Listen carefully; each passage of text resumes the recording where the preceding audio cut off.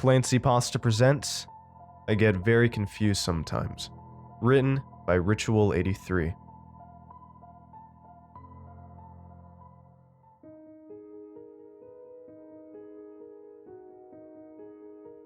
The police officer was screaming at me, holding a gun.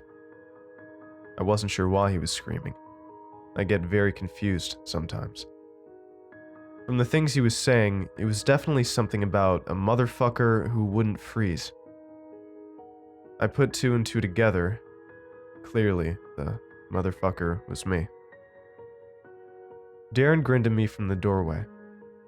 I hadn't realized he was there, still. I thought he had gone home. Darren is one of the few people who still talk to me, especially after that whole problem at Stacy's birthday party.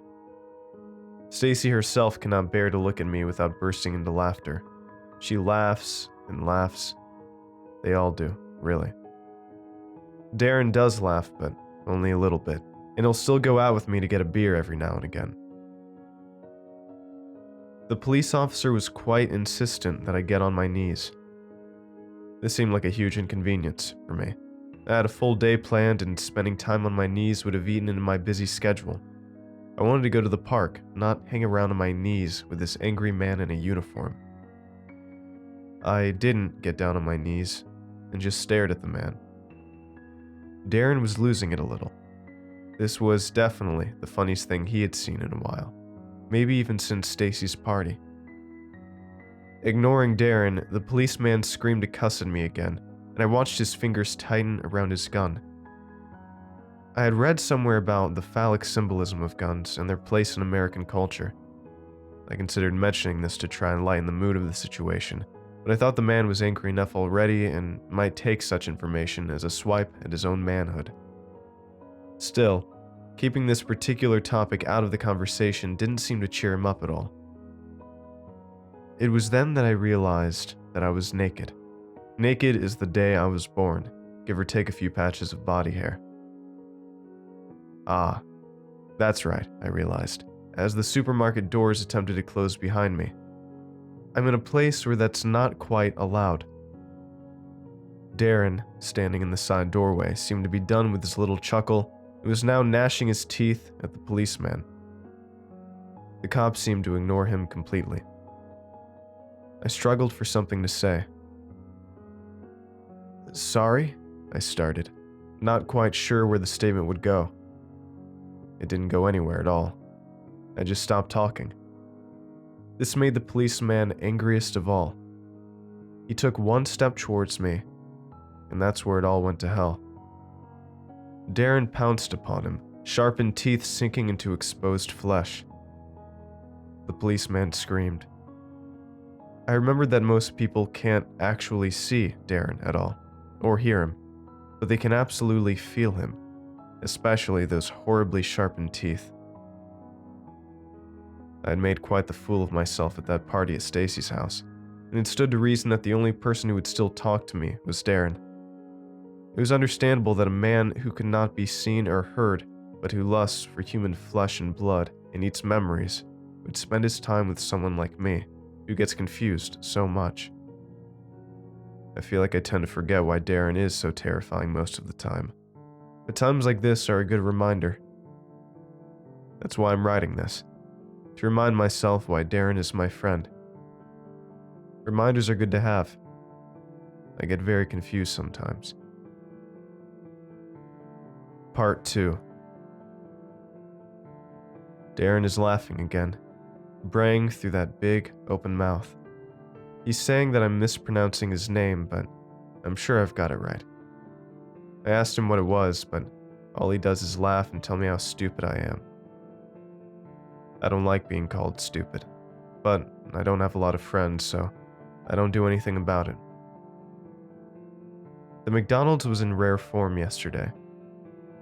I was minding my own business when a large, handsome dog called for my attention. It took me longer than I prefer to admit to realize that it wasn't actually the dog trying to get my attention, but in fact another policeman. I have a bad time with police officers. Even when they're nice, I always end up doing something to make them angry at me. There were two policemen there, on those big dogs they ride sometimes, and they wanted to know what I was doing there. I told them that Darren and I were getting Happy Meals. Right now they have Avengers toys. Darren really likes the Avengers movies, although I don't really understand them.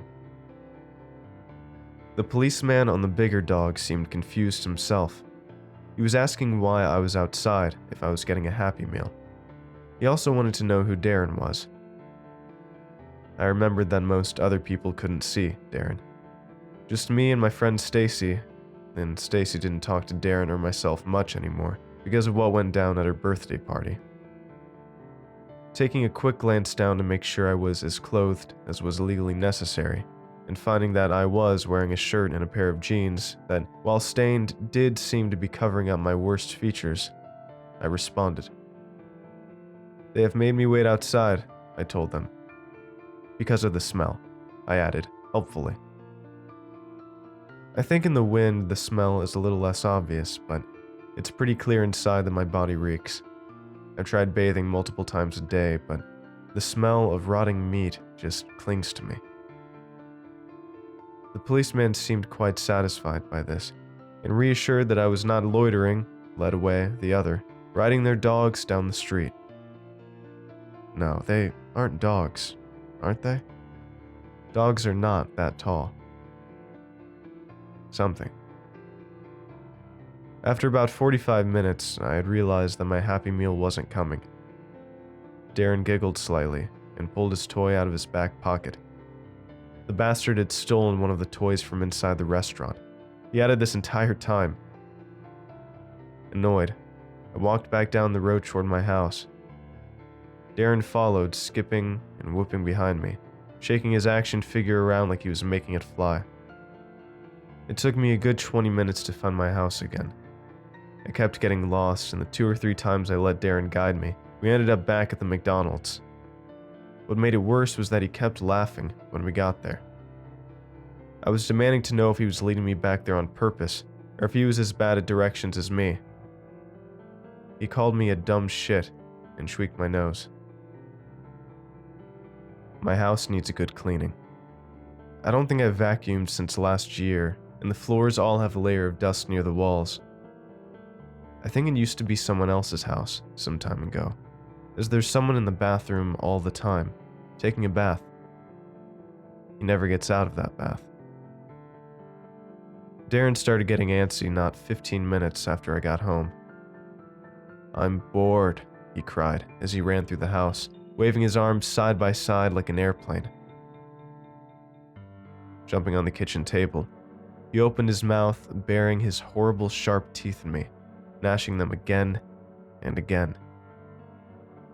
I wasn't taking any of his crap though, not today. I was supposed to get lunch at McDonald's, and that didn't happen. I walked out of the kitchen and down to the basement where I kept the closet where Stacy lived. Opening the closet door, Stacy stared back at me. "Hello," I said to her. She didn't respond to me. "Hello?" I tried again. "Oh right, this isn't Stacy," I remembered. Stacy moved to Ohio a while back. This was the closet where I'd kept all the old clothes I had fished out of her dumpster before she moved. It didn't seem like a polite thing to do, but Darren insisted that I had to do it and hang them here. That's strange. I wonder why I thought this was Stacy. I get so confused sometimes. This was just a clothes hanger from which hung a blouse and a pair of black pants. "Hello," said Stacy from the closet. Darren's laugh echoed from behind me. I could hear the telephone ringing upstairs. I never usually answered it, but something compelled me to go up and do so. "Hello, is this Christopher Gordon?" I didn't know who that could be, so I told the voice on the other end, no. "It's good to speak to you, Mr. Gordon. My name is Jake, and I'm wondering if you've got a few minutes to talk about your long-distance calling plan." I told Jake that I was definitely not Christopher Gordon, and absolutely did not need any assistance with my long-distance calling plan. But he assured me that he didn't believe me, and that no one believed me, and that I had better fucking listen to what he had to say. 20 minutes later, I was extremely exhausted, but I knew that I had gotten Christopher Gordon, whoever he was, an excellent plan to call the UK, Turkey, and any country in the European Union. I wondered where Darren had gone. Somewhere during the phone call, his wheezing breath had stopped making noise. I wondered if he'd gotten out on his own, as he tends to do so when he's annoyed at me. Sometimes he disappears for days, only to reappear covered in blood, dirt, and on one occasion, cake frosting. Going back down to the basement, I noticed that the closet door was closed and locked again. I hoped that Stacy was all right in there. Wait, no, not Stacy. I had to stop making that mistake. It was then that I realized that the black door was open. That wasn't good. Darren never left the black door open. I was tempted for a moment to peek inside. I knew I wasn't supposed to. I knew that I shouldn't, but the temptation. I had to leave the basement. Darren knew what he was doing. I'd let him deal with the black door when he was back. Part 3. Someone in a previous comment section suggested that I get tattoos to remind me of something, because I get very confused sometimes. When I went down to the tattoo parlor, I couldn't remember what I was supposed to have tattooed. So now I have a tattoo on my left arm that says horse leg, and one on my right arm that says a problem. I'm not sure what this means, but I feel like I might have done something wrong. Darren hasn't been home for a week now. He never came home. The house has been very quiet. The man in the bath stopped whispering, and the black door has just been hanging open in the basement. I decided that I should call Stacy. Stacy moved to Ohio a while back. Did I have her number? I thought I might have it written down somewhere, but after searching through the house and not finding the phone number, I remembered why.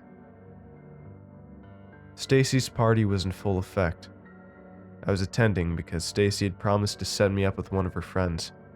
I remember being in a bit of a romantic rut at the time. When I got there was no friend to be set up with, though. Stacy had told me to stop being such a presumptuous prick when I raised this complaint. She had invited me there for her seance. I didn't like that sort of thing. I told everyone that I hated them because they were fake, but secretly I hated them because I was worried they might not be fake. There was me, Stacy, Stacy's friend Karen and Joe, and some French-Canadian man that I didn't catch the name of. We sat in a circle in Stacy's back room, bouncing between holding hands and each drinking from a bottle of vodka we had placed in the middle of the circle. I think this might be bullshit, said Joe, after a long swig. Karen shot him a dirty look and looked at me for validation, but I looked back blankly. Was it bullshit? I didn't really know much about this sort of thing. The next thing I knew, Stacy was screaming. Everyone was screaming. Everyone except me. I was standing in the corner of the room, staring at a fire in the middle of the room. There was another man, a man who I hadn't ever seen before. He was pointing and laughing at me. Everyone was screaming and yelling at me. Did I start the fire? I don't really remember. I was so confused. The black door closed last night. I had gone downstairs to check on it and found it closed and locked. I imagined that maybe Darren had come back, but I still haven't seen him since I last updated this. I realize how lonely this sounds, and I have to admit, I am lonely. Since Stacy's party, since Stacy left for Ohio. Was it Ohio? Maybe it was Utah. Since Stacy left, it has only been Darren and me. and now it's just me. I left the house this morning to go into town and see if I can find something to eat. I got lost somewhere behind the drugstore and found myself in the lingerie section of the Nordstroms. After tracking down a store associate there, they seemed happy to help me at first, and not so much soon after. "Hello," they said to me with a smile. Oh, hello. I'm confused. This was the truth. I get so confused sometimes. "Well, I can certainly help you, sir. Are you looking for a gift?" I have to admit that this rang a little strange to me. A gift? I hadn't given or received a gift in such a long time. The concept felt a little alien to me. "A gift," they started. "For a friend?" "Oh," I replied, happy to finally understand. "No, it's alright. I don't have any friends." Despite my reassurance, this seemed to upset the associate. They asked me to wait by the register while they checked on something. 4 minutes later, several large men were physically throwing me out of the store. I was rather confused by this, mostly because I thought I was on my best behavior, but I imagine they may have had a good reason. Darren would have never let this happen. Back at the house. My house. Oh wait, it's not my house at all. It's the bathtub man's house. That's an embarrassing mistake to make. No wonder he screams at night. I should apologize to him.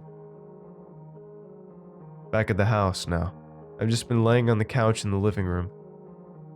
I wonder what may have happened to Darren. Did he go through the black door?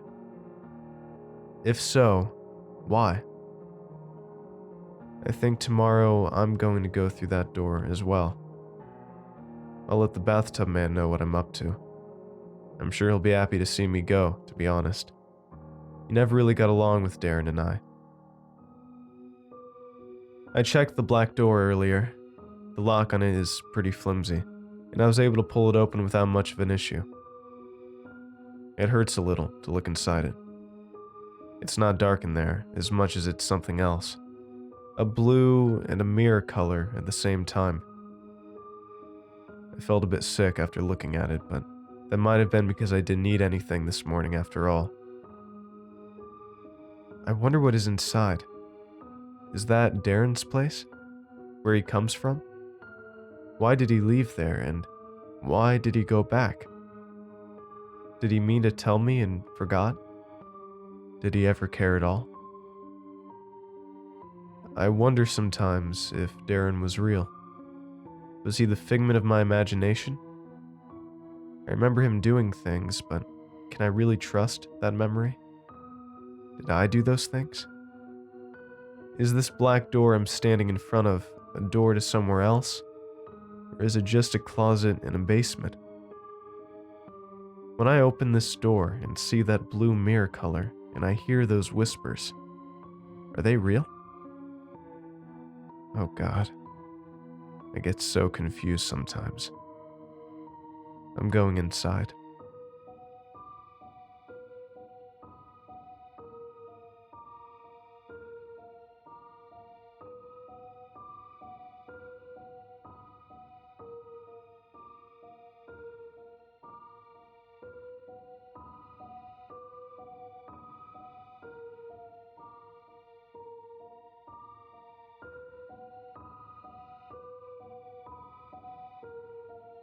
Thanks for watching, and I hope you enjoyed today's video.